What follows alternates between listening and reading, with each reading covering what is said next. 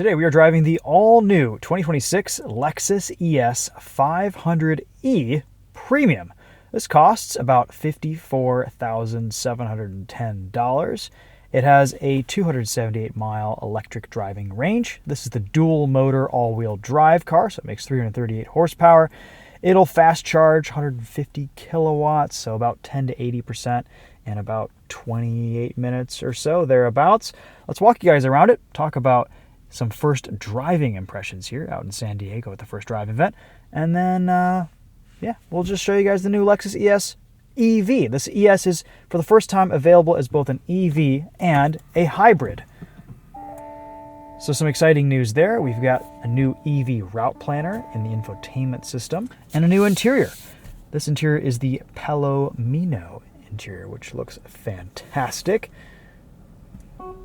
The infotainment system sees a lot of similarities to the RAV4, which is a good thing because we like the new RAV4 infotainment system. We just have this new charge menu, so you can set your charge limit. You can customize some battery preconditioning settings that sync up with the navigation, which is very nice. See your state of charge, set schedules, etc. Down here you've got your climate control menu. Up here you've got some quick access things to safety systems, etc.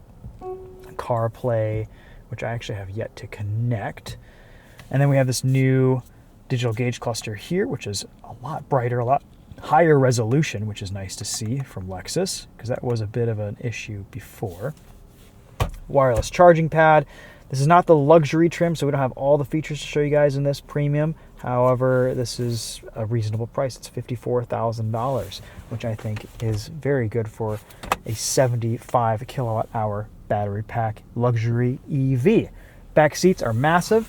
Let's walk you guys around this. This is painted in Cloudburst gray. We have the 19-inch wheels here, which are standard. A lot different design language with this new Lexus ES, taking some cues from other Toyota models. A little bit taller, a little bit higher of a sedan now with the battery pack integration. The 500e means that it is all-wheel drive. The 350e means it is front-wheel drive. That makes about, I think, 228 horsepower, thereabouts. We have a massive trunk, pretty much the exact same packaging between EV and hybrid, which is great to see. All trunks are powered in the new Lexus ES, whether you're a base model, a top trim.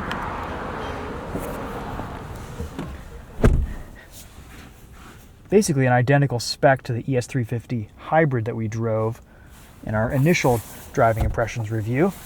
But this is electric and it's all-wheel drive.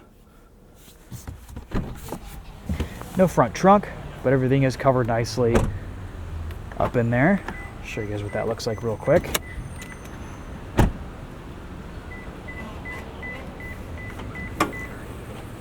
There you go.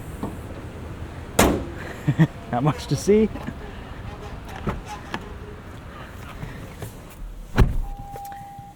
We get a few physical buttons on the dashboard here for temperature control, front defrost, rear defrost, and they are buttons. They actually do press in, which is nice. Same with our seat memory settings. We've got a gauge cluster illumination set of buttons here. Fantastic. Joy of joys, really happy with that. And then of course up here, we can use the onboard dash camera that's integrated into every Lexus ES, or change our screen brightness. Let's show you guys this EV route planner, because this is nice to see integrated into a Toyota product. So a new feature that we haven't seen before is this kind of range map. So right now we have 86% state of charge, estimating 225 miles of EV driving range. And this blue map right here on the screen shows us everywhere we can go within that range. If you want to go past that, let's say we want to go up to Bakersfield or something. Hey Lexus, take me to Bakersfield.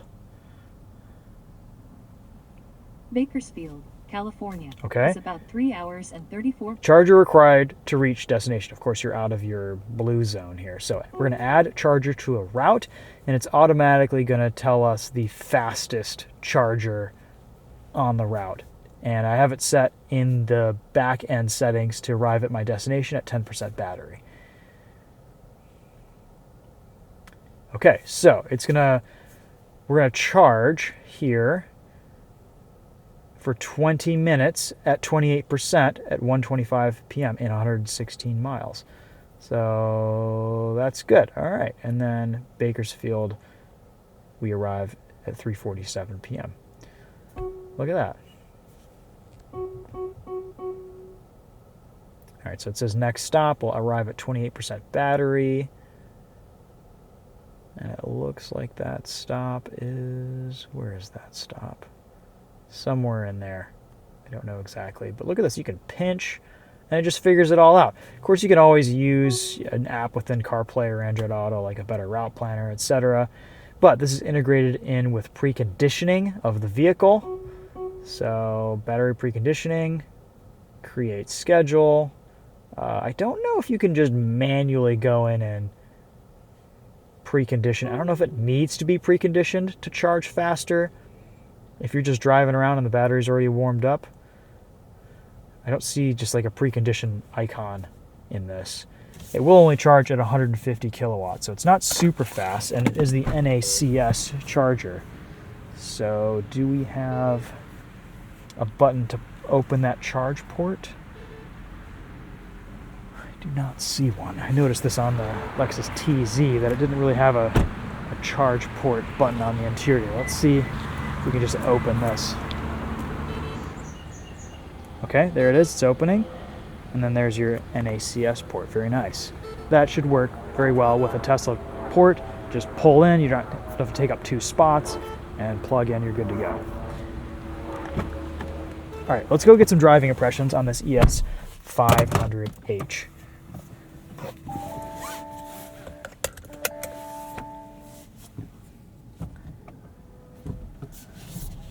This is only the premium, so we don't have a 360 camera. At some point today, we will get a chance to drive an ES with a 360 camera, but they're all taken up by content creators. All right, first driving impressions in the ES500E. Guess we can turn off our hazards. We have adjustable levels of regen with our paddles behind the wheel. It's not a ton of regen, but it's some. Does it reset every time we get back on the throttle? It doesn't seem to. No, it seems to maintain. That's good. It is engaging the brake lights. You can see that on the display. Level 2 does not, but levels 3 and 4 do engage the brake lights. It's smooth. We're in normal drive mode, so the throttle is nice and linear. This new ES, even in hybrid form, is almost silent driving down the road. We're going to hit some bumpier sections of pavement on this route, but on first impressions, this seems to ride a little bit softer maybe than the hybrid does. I've only driven an ES350H front-wheel drive premium, and this seems a bit softer. More weight, more heft here. The pricing between the hybrid and electric cars are very, very close. If in some respects with the EV, you save a little bit of money in comparable trim to trims.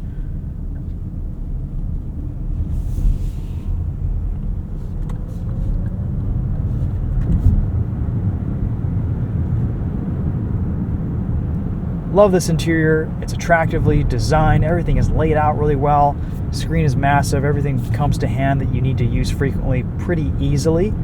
There's some nice shortcuts integrated with the infotainment system. Overall, it's a pretty pain-free user experience here in the new Lexus ES. I like this direction for Lexus and their interiors going forward. We fixed all the silly steering wheel controls that were in the TX and the RX. They've done away with those. No more head-up display integration here. This car doesn't even have a head-up display because it's just a premium. But we get some higher luxury trims on the ES500. You get the Premium Plus, the Luxury, package, which has rear reclining seats and all this cool stuff. The ES is a bigger vehicle than previous ESs. It kind of splits the difference between ES and LS, though this still feels like it drives like an ES. It still feels a little bit smaller, more agile, more nimble, which is a good thing.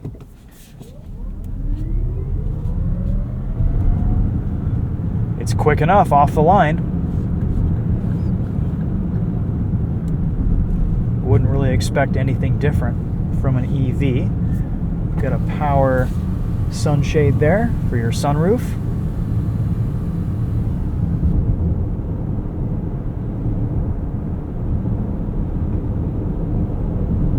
Not the fastest charging speed here at 150 kilowatts, but I guess acceptable. Not the most impressive range specs, but acceptable. Again, not class-leading EV capabilities here, but it's a really nice car to drive. It charges fast enough to get you around.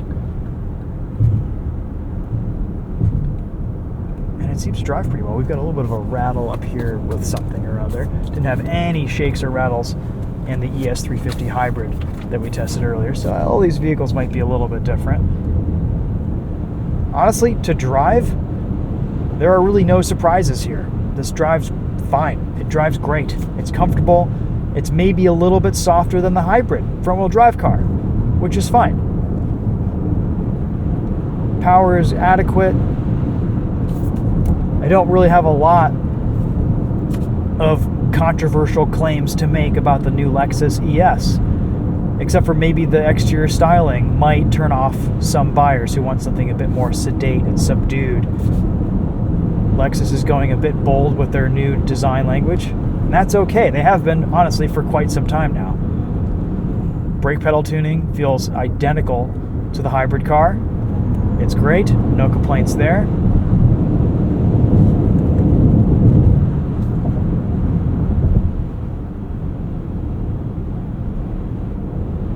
Really, the only difference between this and the hybrid that we drove earlier is this is faster, it's all-wheel drive, and it's electric. And I think the ride is a little bit softer. But otherwise, a very similar driving experience. Still very quiet, very smooth. Big fan of these new steering wheel controls. The speed set and resume is nicely isolated. The buttons have good differentiation. You can pretty much tell what you're pressing without having to look down. So I appreciate that. Bass sound system in here is very decent too. Again, go check out the ES350 video for that sound system test.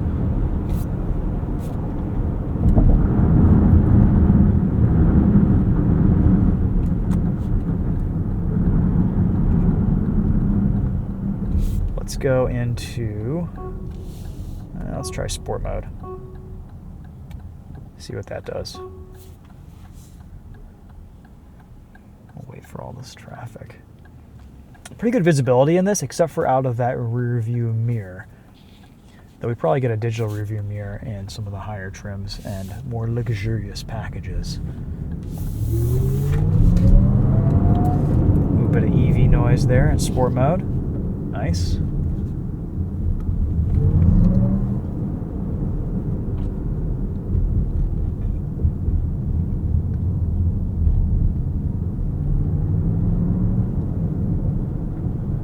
Subtle EV noises, nothing outrageous. Range mode smooths acceleration and decreases power use to maximize driving range. We'll just leave it in normal.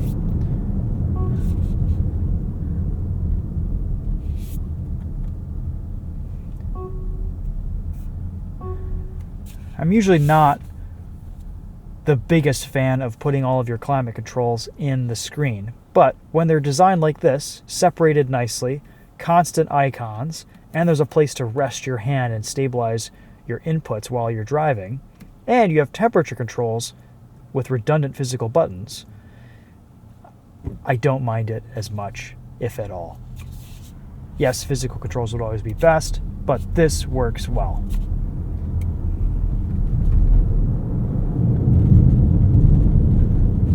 Ride quality here is excellent. definitely an improvement in this EV, and I assume that's mostly just to the weight and the suspension tuning here.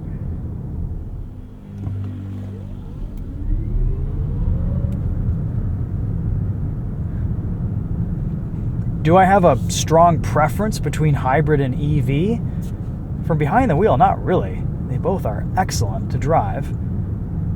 I think, it really depends on your preference for range and fuel type. If you can live with an EV, if you can fast charge on longer trips, then great. But the hybrid gets incredible fuel economy. But you actually save a little bit of money with the EV in this car, which is kind of different from the norm. Usually EVs are more expensive. In this case, they're about $2,000 less. The hybrid does have about a 600-mile driving range, which is just incredible. I think we're good to go here. We can just go for it. Yeah, we're off.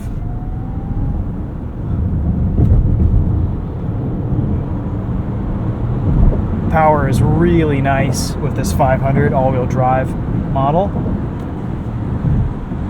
Though I think you'd be in good shape with a 220 horsepower four-wheel drive EV too. Should we test out our lane centering? This also has lane change assist.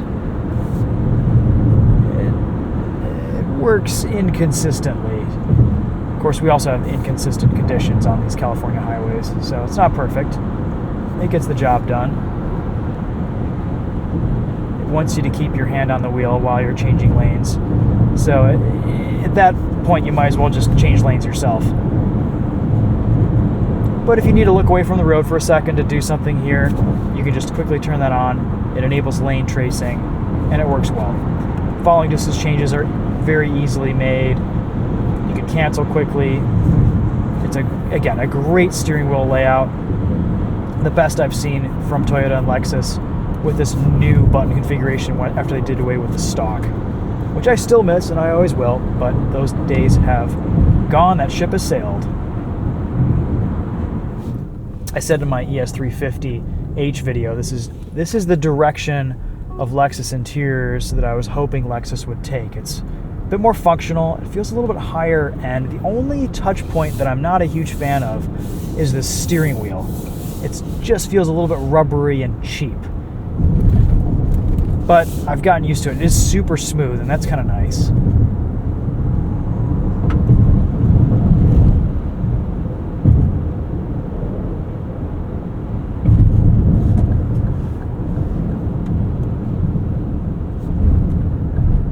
Turn signal is very soft, very quiet. You do get a bit more range with the ES350E, the front-wheel drive model. Still has the same 75 kilowatt-hour battery pack, a little bit less power. But I would argue for an ES, you don't really need all the power that this thing has. You've got 220 horsepower to play with immediately, all the time. And that's plenty for a vehicle this size.